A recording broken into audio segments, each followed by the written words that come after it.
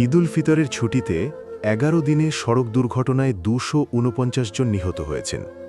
প্রতিদিন গড়ে ২২.৬৩ জন মারা গেছেন।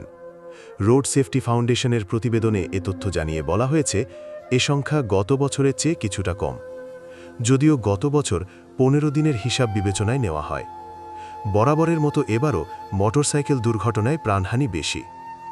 আজ সোমবার রোড সেফটি ফাউন্ডেশন ঈদযাত্রার সড়ক দুর্ঘটনার প্রতিবেদন সম্পর্কিত সংবাদ বিজ্ঞপ্তিতে এ তথ্য জানানো হয়েছে। রোড সেফটি জানিয়েছে, এবারের ঈদ উল ফিতরে ২৬ মার্চ থেকে ৫ এপ্রিল পর্যন্ত সারা দেশে ২৫৭টি সড়ক দুর্ঘটনা ঘটেছে। এসব দুর্ঘটনায় আহতের সংখ্যা ৫৫৩। তারা ৯টি জাতীয় দৈনিক, ৭টি অনলাইন নিউজ পোর্টাল, ইলেকট্রনিক গণমাধ্যম এবং নিজস্ব তথ্যের ভিত্তিতে প্রতিবেদনটি তৈরি করেছে। সংগঠনটি বলছে, আহতের সংখ্যা ৯-এরও বেশি হবে।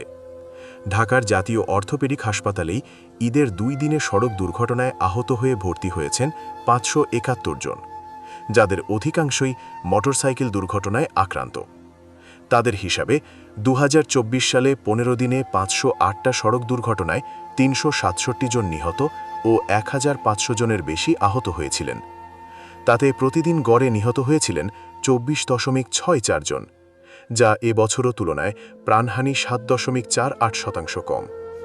চলতি বছরেও মোটরসাইকেল দুর্ঘটনায় নিহত ১০৬ জন, যা মোট নিহতের ২২.৫৭%। মোটরসাইকেল দুর্ঘটনায় আক্রান্তদের মধ্যে ৫৭% বয়স ১৪ থেকে ২০ বছর। সড়ক ছাড়াও ঈদের সময়ে ৬টি নৌ দুর্ঘটনায় ১৩ জন নিহত ও ১৫ জন আহত হয়েছেন। ১৭টি রেলপথ নিহত এবং ৮ জন আহত হয়েছেন।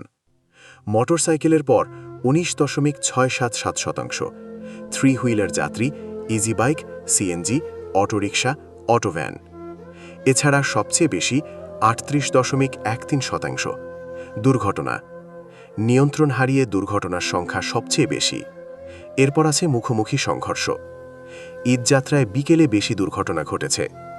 ঢাকা বিভাগে সর্বোচ্চ ২৮.৭৯% দুর্ঘটনা ঘটে।